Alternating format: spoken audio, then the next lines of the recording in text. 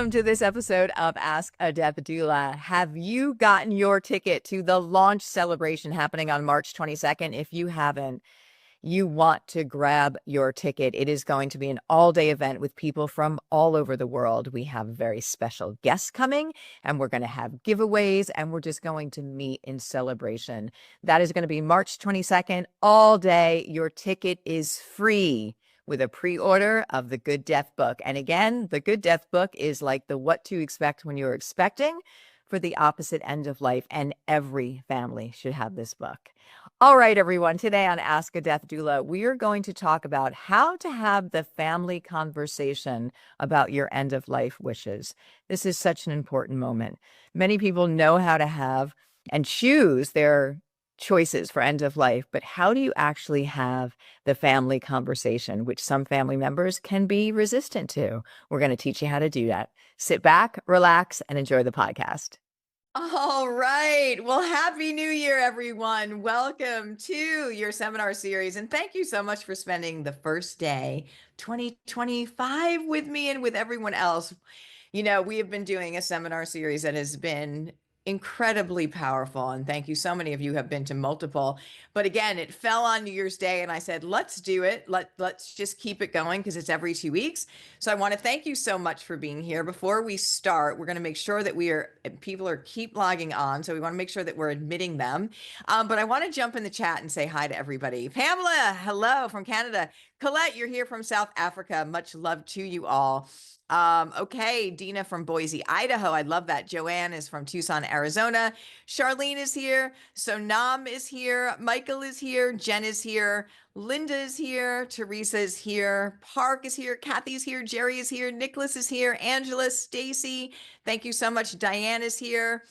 Saren Ha is here. I hope I'm pronouncing that correctly. Mary Dillon here from London, Ontario. Kathleen is here from Santa Fe.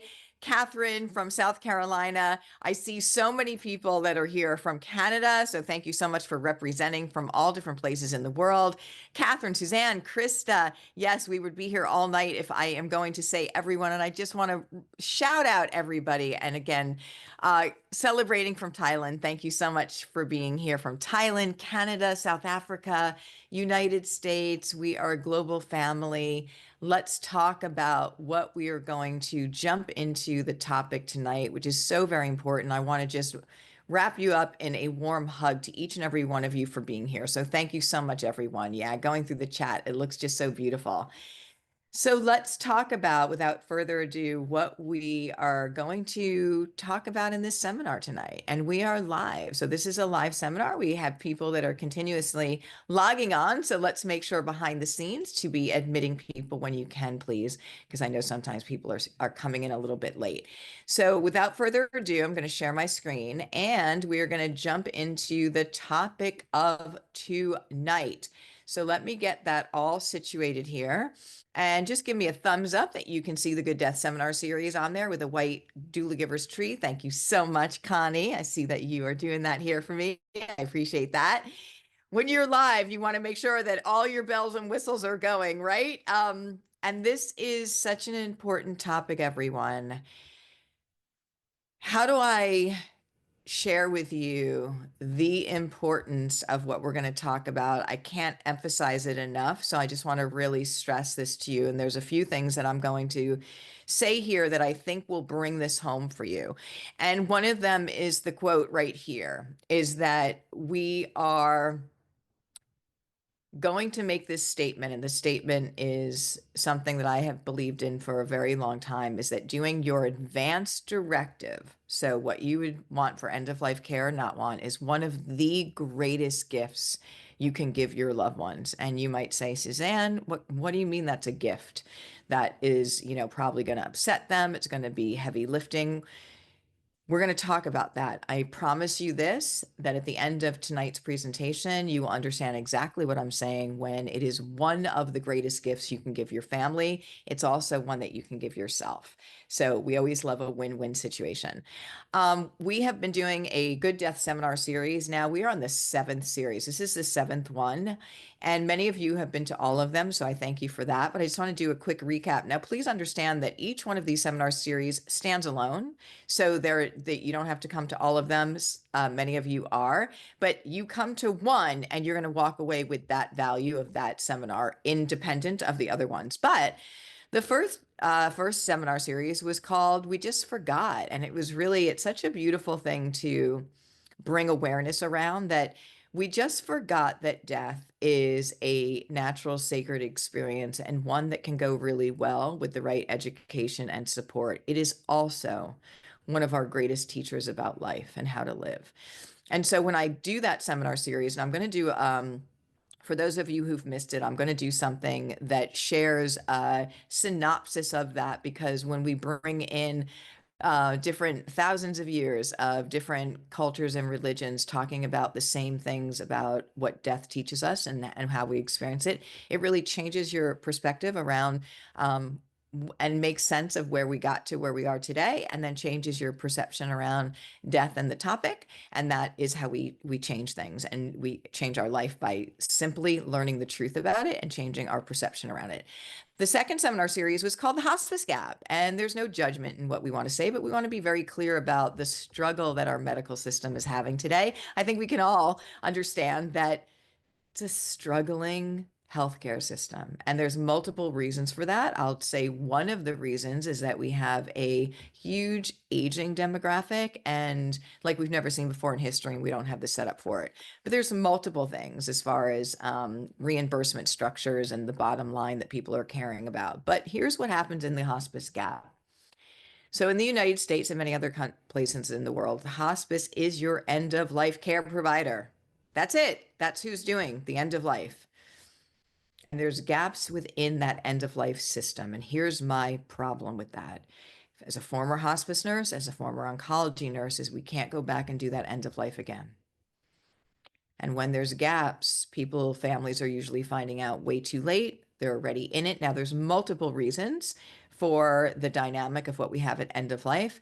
Aging demographic, death is the number one fear in the world. We don't prepare for it. People come on hospice services very late. And here's what the hospice model is, that the hospice nurse is supposed to teach the loved ones how to do that care. And it's virtually impossible with the short amount of time that a hospice nurse has with actual families. So there's gaps in mainstream care. We want to tell you how we can fill those gaps so families don't fall into that and have the opposite of a good death. Let's put it that way, when everyone deserves to have the best possible end of life. The third seminar was about advanced directives, and that is, again, talking about what you'd want or not want for end of life care, advanced directing your care for that stage. The seminar 4 was healthcare proxies, learning about what that is, what it isn't, and the incorrect verbiage that's being used surrounding healthcare proxies, which just confuses people in the world. Seminar 5 was, what does quality of life mean to you? What does it mean to you? That's subjective. And seminar 6 was how to ensure the best end of life experience for yourself. And that we went over the 9 essential choices that you need to choose. So welcome to seminar number 7. This is how to have a family conversation about your end of life wishes and why this is one of the greatest gifts that you can ever give them. I know this is a difficult space. I live it, I work in it all the time. And so it's great that you and I sit here and we talk about quality of life and what it means to me. But unless your families know, unless you have shared with them what you'd want, what you don't want, and where those documents are, you can run into not having your wishes upheld. So I just want to introduce myself if you're new here. My name is Suzanne O'Brien. I am a registered nurse by trade. I'm a former hospice, which is end of life care nurse, and oncology, which is cancer care nurse. I've over 20 years of experience working at the bedside of over 1,000 end of life patients. And I've trained over 369,000 family caregivers to care for the dying. It's an absolute honor. That's how Doula Givers Institute started. It is how we continue today, with every part of education we can possibly bring into this space to help you and your loved ones have that empowered, good end of life. My why. So you might say, okay, why, Suzanne, why are you on New Year's Day, which is a holiday for most people? Why are you teaching a live? Why isn't this recorded? Why are you on here live? Why do you do this? This is my life's purpose. And I just want to share with you that it chooses you, this work.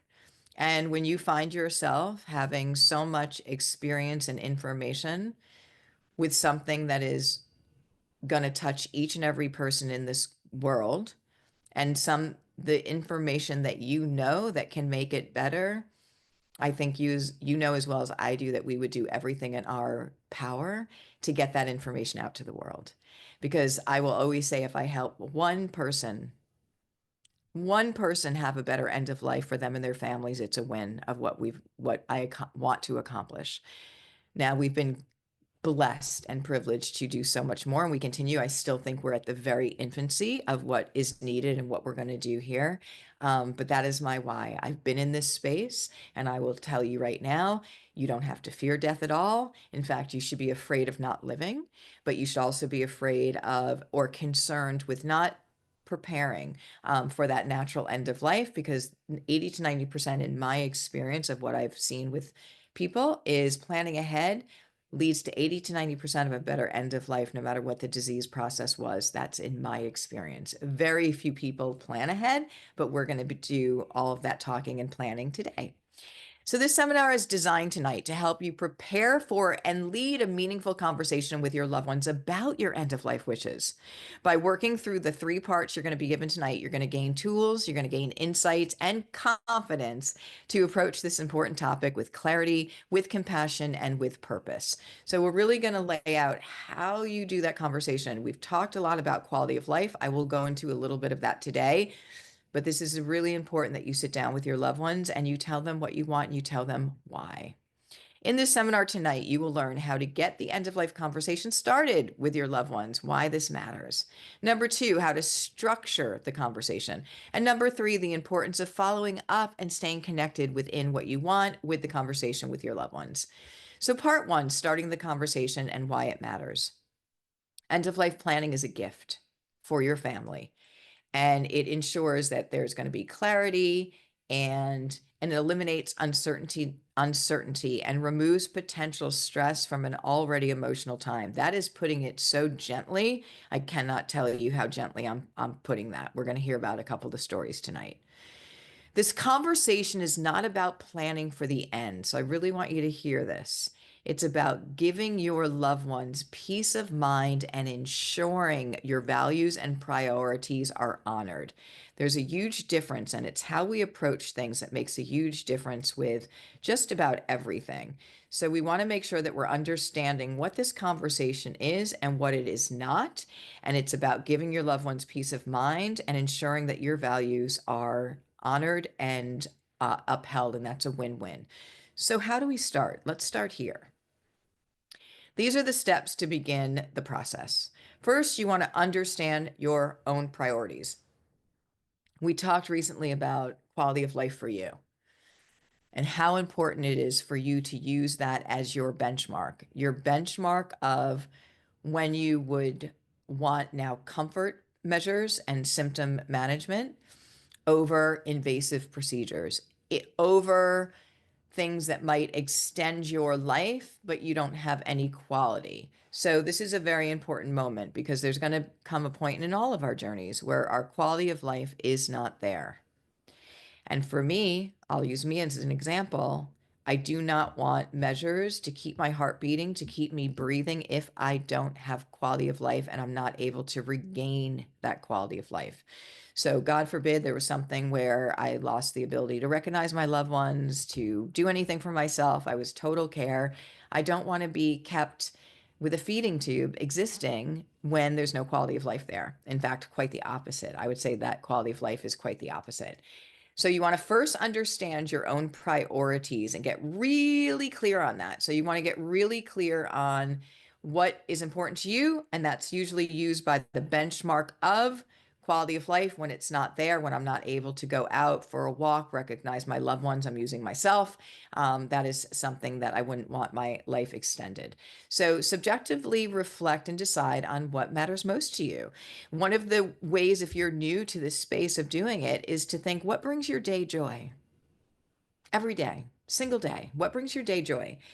Loving on your dog, playing with your dog, talking to your loved ones, walking outside, listening to the birds. What brings your day joy? And when those things would not be attainable anymore, that would mean your quality of life is not there. And you want to make sure that that is subjective to you, and then you define that for yourself. It is a subjective thing, then it's meaning that it's deeply personal and only you can determine what it means for you. So let's use an example of maybe somebody who's absolutely obsessed with the Yankees. I'll just pick something that's a different thing than myself or a lot of people. Not you shouldn't be obsessed with the Yankees, but maybe what gave that man life was every season being able to be so engaged with watching the games, maybe even going to a game, getting out his Yankee jersey and putting it on, and his baseball. And that's no longer available for him. So again, I'm trying to paint a picture for you that this is extremely personal and subjective to you. So you have to decide what it means for you. Now, you want to think of, are there specific medical treatments that you would want or not want at a certain point? I told you a minute ago that if I was not able to recognize my loved ones or do anything for myself, I would not want what's called putting a feeding tube in me to keep, because that can keep people alive for very, very long lengths of time. If there's no quality there. I know that we've all been probably aware of the artificial breathing, which is called the ventilator. And people been put on there and been left on for years with, being medically called brain dead with no activity. And that was a big topic, I think in the 70s, 80s about that. But it's really important for us to decide. Now, when would you want something or not want it? How important are other factors to you, such as comfort, such as dignity, how you want to be cared for? What about anything spiritual or cultural that's specific to what you would want for end of life? And here's a pearl for you. Refer to the Doula Giver's 9-choice document that's available to everyone that has those 9 specific choices that you really need to answer. If you weren't in that seminar that we did, you can grab that from the website. We can put that information up for you. But again, the 9 choices are really what has been a defining category of things that people need to think about to have that good death at the end. Decide who needs to be a part of the conversation. Now, this is critically important. We're going to go through these steps. It's not enough, and I say this with a lot of love, it's not enough to just make your choices. That's a fantastic first step. But you've got to have a conversation with your loved ones. Do not individually have conversations with people and not have them all together at some point. Why? Because people will hear things and interpret them very differently based on, that's how the human, it's amazing how the human being experience and how it works, but we will interpret things how we want to hear them sometimes, especially when it's in crisis. So you want to make sure that you identify the family and loved ones who need to hear your wishes first. Spouse, children, close friends, caregivers, all of those.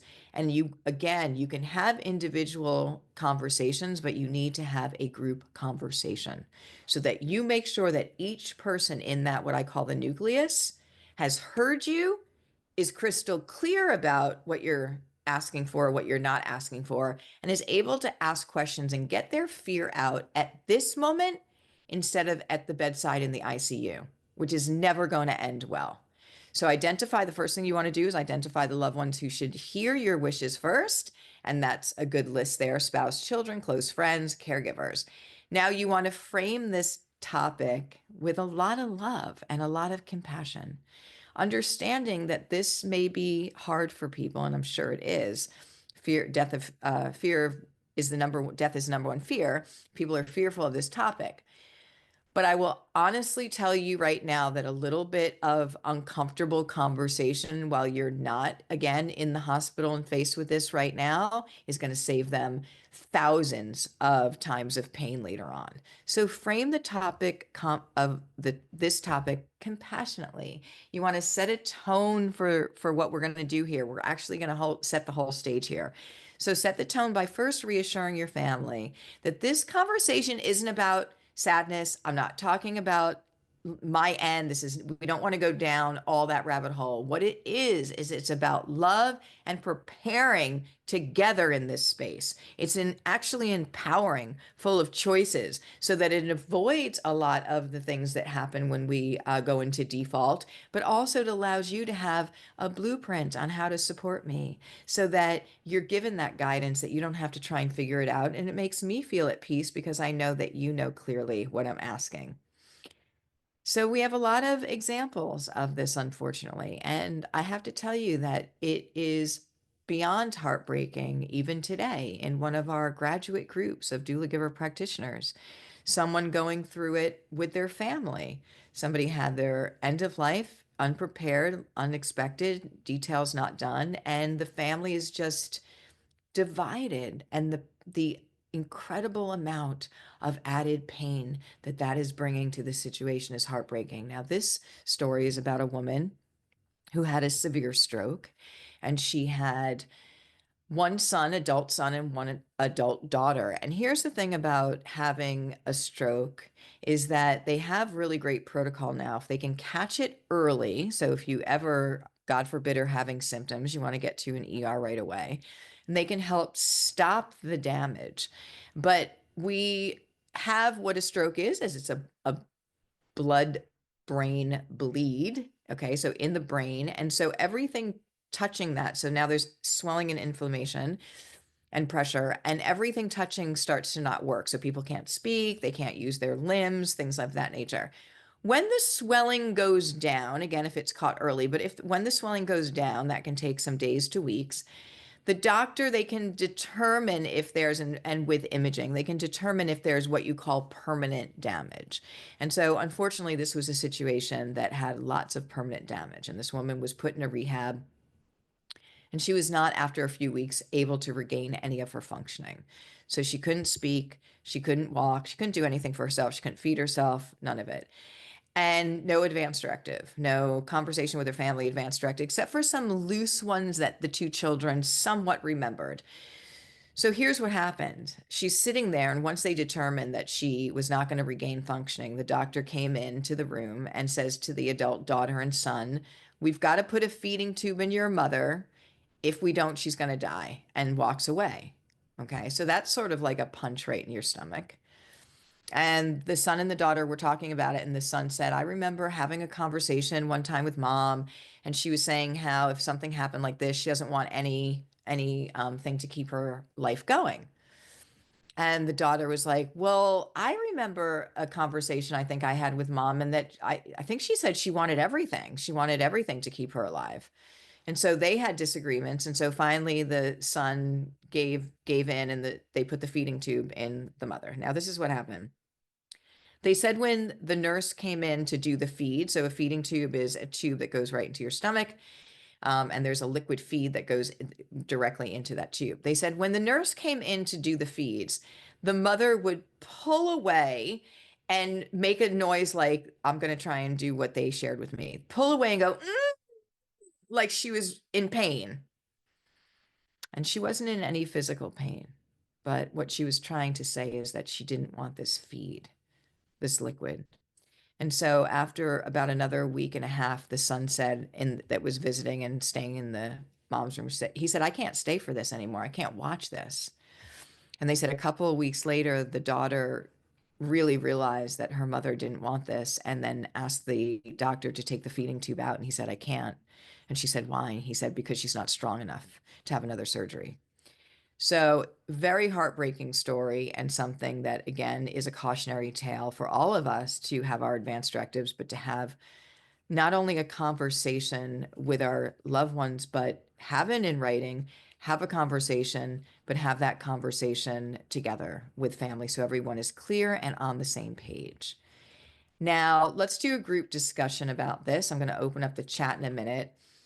If you have been privileged to know someone whose end of life wishes were known in advance to you, how did that help reduce stress or confusion for your family in the past? So first, let's jump into the chat and actually share. Did you have that? Did you have that ability? Did you have somebody that their advance directives were known? And if so, how was that helpful? So in the chat, we're going to open that up. Let's open that up for everyone. It probably actually should be. So if you had somebody, if you just want to say, yes, you did, and if you want to go on and do a little bit more about how that was helpful, you can use words like direction. You can use words like less stress. Um, Anything that was helpful. And again, okay, I love this. Christine, thank you for that. Okay, good. A lot of you, okay, yeah. Okay, I love that. Somebody, and you guys are moving quickly on this. So, somebody had said she had her plans and she had her end of life with dignity, which is like so amazing and what we hope for everybody. Um, okay, my dad had his advanced directive done and it was so helpful in the end. It really, really is. Um, I love that, you guys.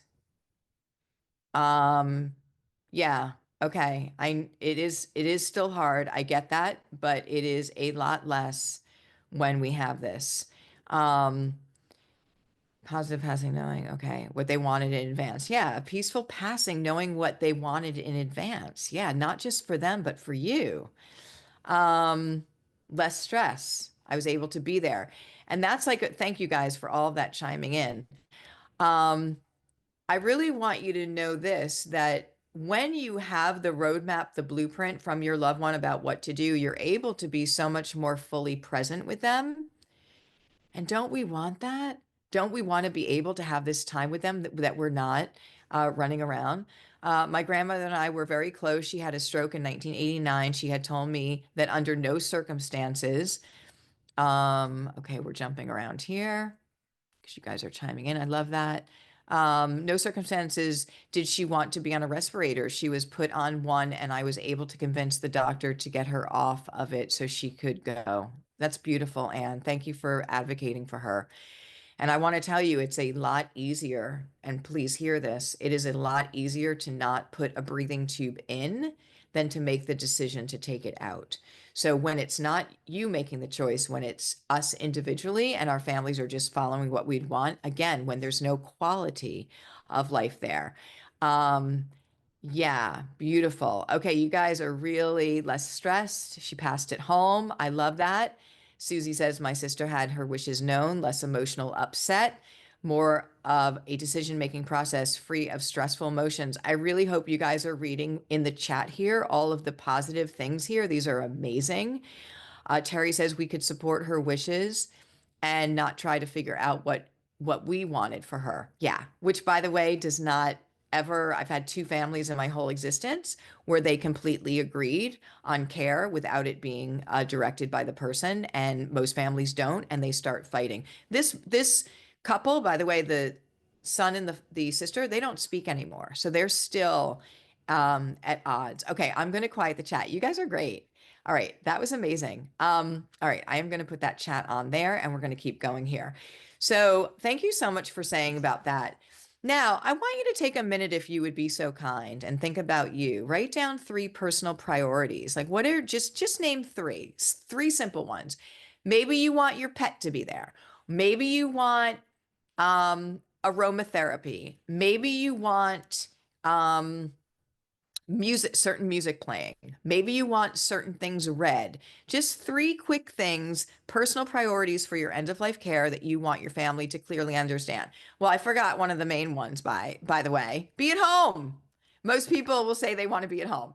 So when you think about that, I want you to tailor that a little bit, not just be at home, but what other things, right? Just write three quick things so you have a starting roadmap about what's important to you. And again, these things can always be changed, but I think Doula Givers Institute started with the whole premise of 9 out of 10 people want to be cared for at home. This is what they say. And yet, 30% or more are cared for at home. So why? Where's the gap there? And we're here to fill that gap and to have these conversations ahead of time so families could know what somebody wants, but also have the preparedness and the education to care for their loved one at home as they so wish.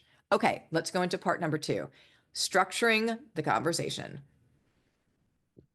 So now that we're clear on what priorities we want, where we want to be and have a couple of those wonderful, you can build that out. A couple of things that are really important, be at home, be with my loved ones, be with my pets. It's time to hold this conversation. Now, I'm going to be very honest with you. There's people in your family, your loved ones, who may shut you down and may say, "No, no, no, Suzanne, Mom, I don't want to talk about that. I don't want to talk about that. You're not, no, we're not going to talk about that. I don't want to hear about you having your end of life." It's not okay that they do that. And I understand the fear, but we're going to invite them into this space with a lot of love. Do not let them not let you have this conversation. It's that important for them, for you and for them. So, how do we do that? We're going to do that with a couple of little things that are going to set the stage for this, so to speak. So, this section is going to guide you on structuring and facilitating a productive and meaningful discussion with your loved one. So let's set the stage. Choose a comfortable, relaxed environment. At home is a great place, right? Where everyone feels safe and open to talking. Now, here's the Death Cafe. What do we call it? Not hack, but yeah, okay, for lack of a better word. This is the tool that Bernard Crittaz started when he started Death Cafe, a Swiss sociologist, to get people comfortable or in a place where they could talk about death. He said, let's, have cake and tea and dessert. And so what he was doing was creating, nourishing the soul. Because you know as well as I do, a cup of tea or coffee and a scone or whatever it is, we're like, yeah, okay, what do you want to talk about? It sort of just opens up this place. Do the same with your family. Make a lasagna for dinner. Have a yummy, loving environment that's conducive to that kind of energy. Or you can have, again, desserts laid out with coffee or tea. Start with a statement, something like, I've been thinking about how much I love you all, and I want to make sure we're all on the same page for the future. Something that's empowering, something that's positive, something that comes in with, again, a big warm hug instead of going right for what we're talking about. That is one example of how you can possibly start. Another example would be using a cautionary tale. I want you to know what happened to a family. You can use the example I just shared. It doesn't have to be somebody you personally know. You can share with them that I heard about a situation with a family that happened, and I want to make sure that you clearly know what I would want so that this never happens to us. I think one of the things I sometimes will make the statement that all of doula givers training has been built out on what didn't go well, and that's a very sad statement, but there's many things that we know will work, and so of course we want people to have those tools. So you can say, I want you to know what happened to a family when they did not clearly know their mother's end of life wishes, and I do not want this to happen to us. So that's a beautiful way we can start as well. Then share your values, outline your priorities of what's important to you. This needs to be clear. Start with your why. So, first of all, it's not enough to say, I don't want a feeding tube. You need to say why, and you need to say when. And then we're going to make sure that these are written down in advance directive. One of the things that is so important is that when you explain to your loved ones what quality of life is not going to be there for you, and that it would be absolutely torture for you to be existing, just existing, even though they may not like hearing this and what you're saying, they will understand. And I will often say that the most loving thing we can do for somebody at end of life is support them in what they would want, not what we would want. And I also recognize that that can be very different with what we would want and also can be the hardest thing. So outline your priorities and needs and start with your why. I value quality of life over invasive treatments at this point because I want to be surrounded by family and people I love the most at the end. This is what's really important to me. I want you to share stories about our journey together. I want to laugh. I want to go through it all, the highlights, all of the love, because those memories, that bank, that vault of memories that you've created together will never, ever go away, no matter who's present or not present, no matter who's living in the human body or not. Those things are always accessible, and we want to remember that. So for me, I think it's wonderful to be sharing those stories, not just at the end with the person, but even for life celebration is a great one as well. Number 4, invite questions and feedbacks. This is the time to allow them to get all of their fear, all of their angst, all of their whatever comes up for them out on the table. And why is this the time? Why is this the great time? Because you're not surrounding the bedside at the ICU. You're here, you're able to share, and it's a safe space. And so when people can, I want to take you into an example of when people can go there in their mind, it's almost like they have a dress rehearsal of what this will be. And I promise you this, that when that time comes, it's so much easier because there's actual pathways that have already been laid out for them. They're not in that shock. They're not in that fight or flight that we see so many families in right now. So invite questions and ask for feedback. Encourage your loved ones to share thoughts, to ask questions, to raise concerns if they have any. This helps them feel involved rather than passive observers. They also clearly understand why you're making the choices you are. And so you can use examples like, does this make sense to you? Do you have any questions about this? Do you know what a feeding tube is? You know, many people don't even know what that means. So we really want to get clarity around this discussion. Is there anything else that feels unclear or needs more detail? One of the tools for teaching and learning that's really important, I think, in this space for you all as well, is when you share with them, ask your loved ones with a whole bunch of love to repeat back what your wishes are. Then you'll really get an idea if they really heard you. But really ask them to share with you. Like you can even role play. I'm not here right now. So, or I'm in a situation where I can't advocate for what I want. Let's pretend that, you know, the doctor's in the room and that you're here, and let's each one share with the doctor what my wishes are. And it will allow you to see if there's any lack of understanding or clarity in that space. Of course, you're going to help them with a document, but the more you can practice, the easier it actually is. It also allows you to know if there's training or teaching that needs to be cleared up or misunderstanding in there. So I love my amazing rock star patients who made their choices, were so happy about their choices, and really did death on their own terms, had that end of life on their own terms. And this gentleman knew when he wanted nothing extraordinary, nothing to make him sick, nothing to prolong his life when he was terminal. And he started the conversation early with his family. He had time to explain his reasons and answer their questions, which resulted, even if some were reluctant, resulted in the full support for when his time came. I think you've heard family expressions, you've got to fight. You got to fight this cancer. And look, there may be places that's, you know, exactly what people want to do, but it's about them. And when people are terminal, when they have been given a terminal diagnosis, to ask them to undergo things or to try things that usually are incredibly futile, but also can cause more discomfort is not fair. That's really us putting it on them. So he made sure that everyone knew. He gave them plenty of time. They fully supported him, even though there was like one or two who were a little reluctant, wanted him to try and fight to the end. But we know if it is a battle, then we're all going to lose that battle at some point. So let's reframe how we look at this journey. Death is not a battle. End of life is not a battle. It is a sacred, natural experience that each and every one of us will go through. And it can be really beautiful with the right education and support. So let's open up the chat. What fears or concerns do you have about starting this conversation with your family? So let's just get some intel now so we can help you to kind of breach that. And, you know, it might be a question. Let me just put that chat back on here. It might be a question with, they don't want to hear it from you. They don't want this to be. So what are your fears? No fears whatsoever. Angela says, fire to you, power to you on that. I love this. So somebody says not to be heard. I love that. Okay. Marabani, so this is a beautiful thing that you just shared, not to be heard. And I think that that's where, when we give you that tool of asking your loved ones to repeat back what your wishes are, it can really validate if you have been heard or if you have not been heard.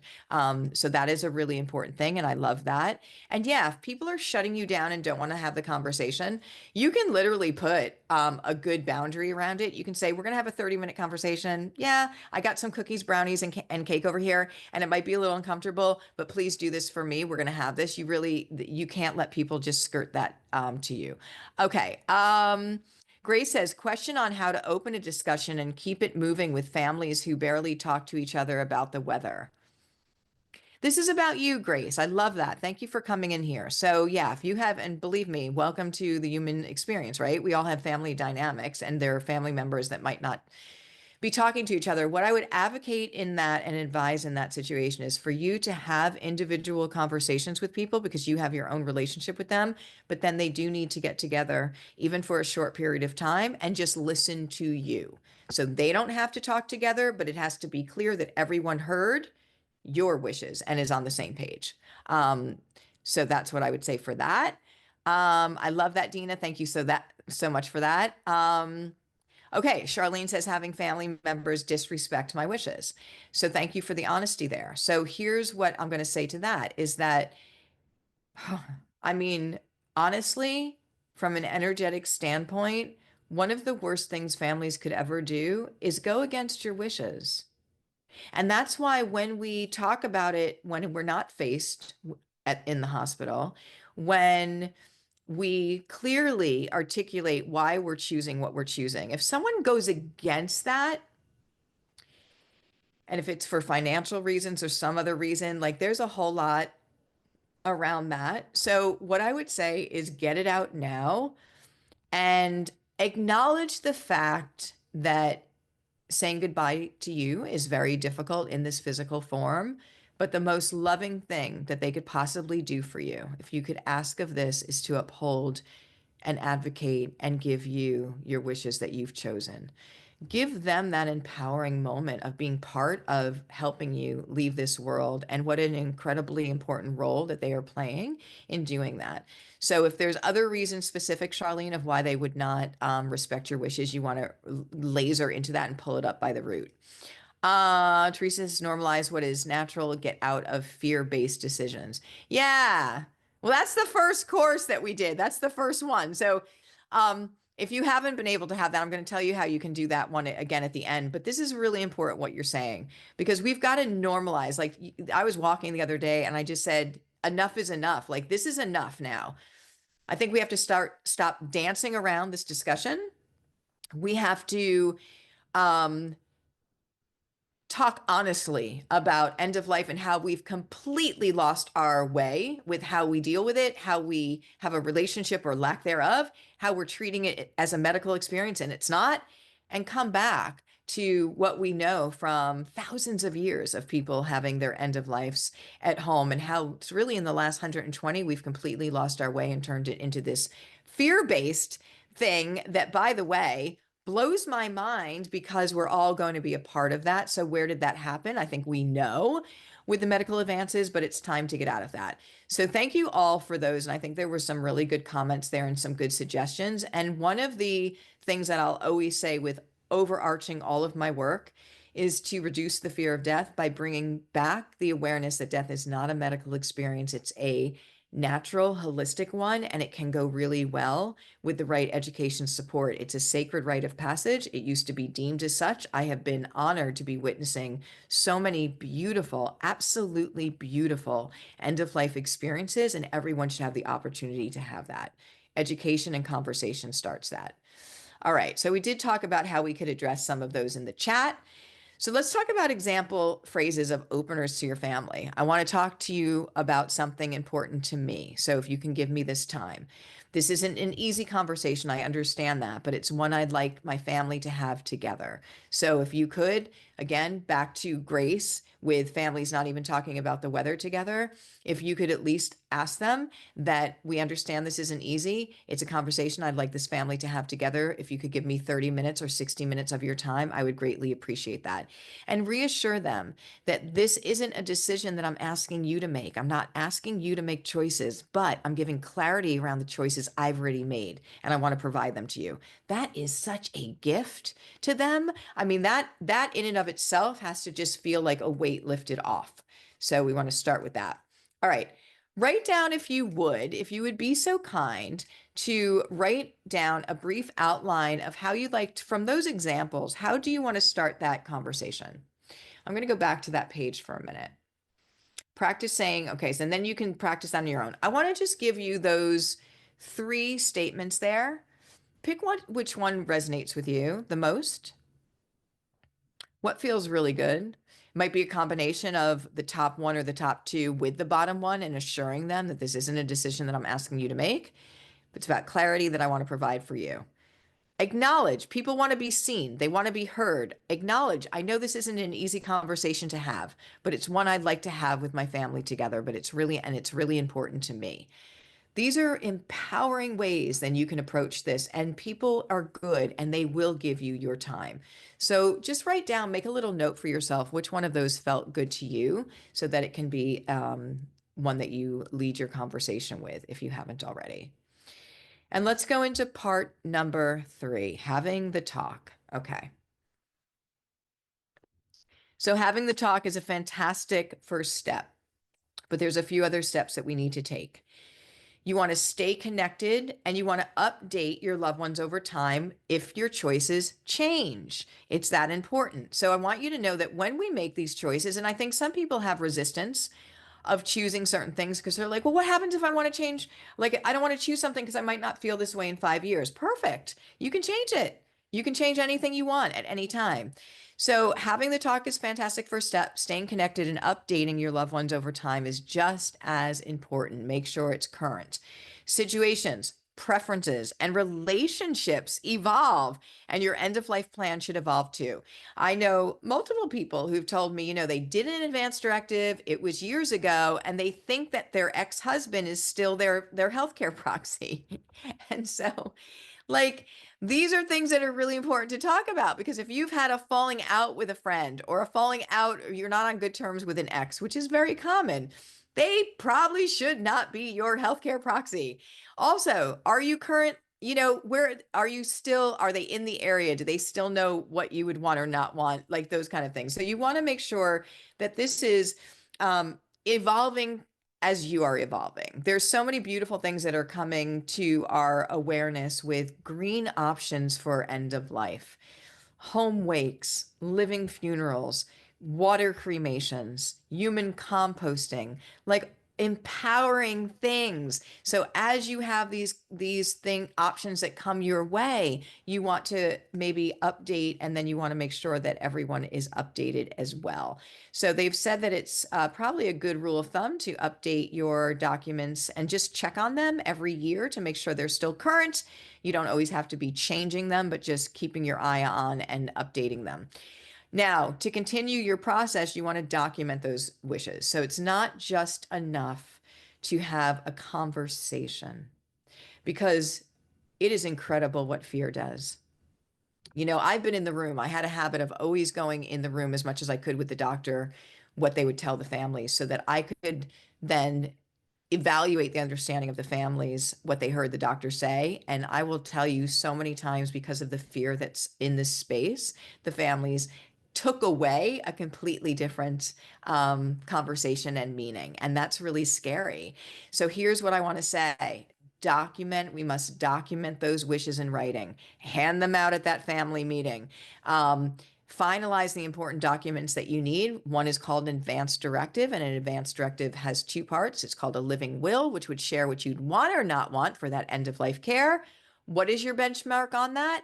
Quality of life, right? So that's going to be your benchmark on how you pick what you'd want or not want. And the other is a healthcare proxy, the person that you will name to speak the wishes that you've already chosen for you if you can't choose for yourself. And what I just said there is critically important. is that all of the literature about healthcare proxy is actually written inaccurately. It will say, if you Google it, it'll say it's the person that makes medical decisions for you. And that's incorrect because that puts a lot of weight on people. And I've had people say, you know what? I can't be the healthcare proxy because I can't make that choice for them. You're not. The healthcare proxy is saying, I'm okay with the choices you've already made and speaking them for you. So there's a big difference on that. So make sure your family knows what's in these documents. So I would have them out at that meeting. I'd hand them out and give copies to them, and then where to locate copies when the time comes. So many people, including my own family years ago, my mom finally said, she wouldn't, she said, I have my advance directive. I have it. Never would show me. This is a long time ago. And then finally, the day that she got it out, she had to find it. She didn't even know where it was. The people who were her healthcare proxies had no idea they were her healthcare proxies. Like, this is all not how this should be done.